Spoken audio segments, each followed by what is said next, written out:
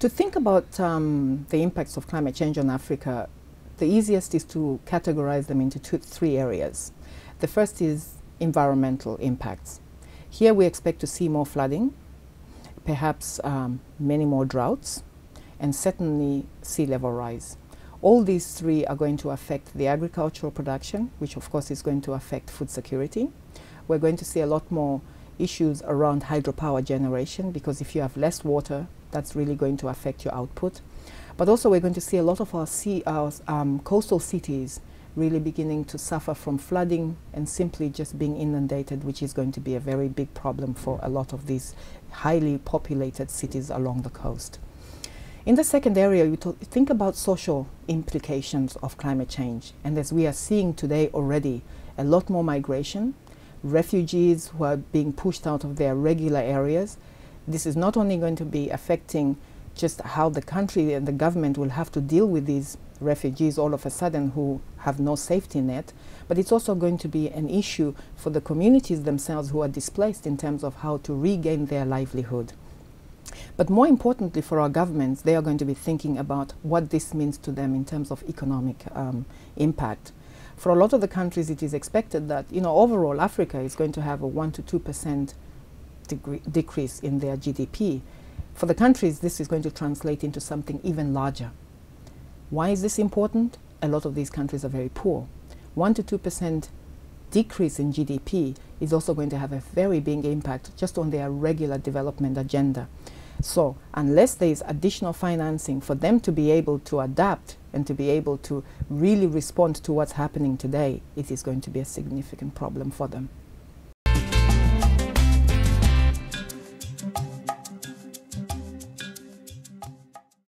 I like to think of this as a chain of events. In the sense, there's a part for everyone that they must fulfill, they must play. For the government, they're setting the stage. They're doing the policy work, they're doing the institutional development. They need to make whatever policy they make and institutional development activities they make climate resilient. That means the way they plan should not be business as usual. They should plan with the real intense recognition that something has to change. Now, you go to the next level. It's the people who are actually working on the front line, the operations. That also must be very cognizant of the fact that climate is changing. The impacts are going to be significant in certain areas or not. And I always like to give the example. Why adapt? Because if you don't adapt, something significantly worse is going to happen to you. But to be able to adapt something, there has to be the basic thing that you're going to adapt to. And that's why we say climate change adaptation is not different from development. The two have to come together. If they don't, essentially you're not going to end up anywhere better than before. And what's the last part of the chain? The people themselves who are being affected by the climate change.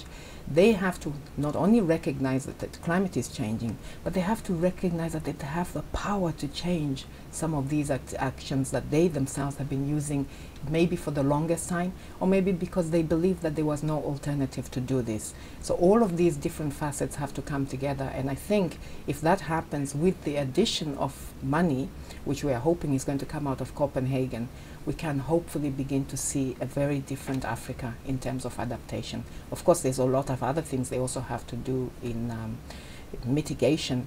And again, it's going to depend on how much money there is and how much access Africa can actually have to these new instruments that are coming up. But we can all remain hopeful in terms of something happening, which is positive.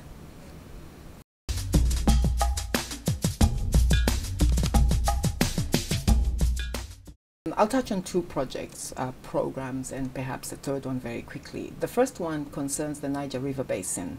What we have discovered is that actually the water flow has changed a lot in the last 50 or more years, and this is really going to significantly affect all of the hydropower projects that are planned for the river basin.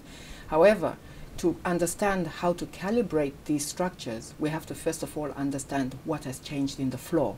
So what we are doing now with the help of a number of institutions and as well as all of the 9 different countries that are concerned by this particular river, we're looking to see to understand the trends themselves in the change of the river flow, see how that information can be included in the Niger Basin model that they have built, and so at the end of the day really be able to advise the governments how these hydropower structures should look. So that's one.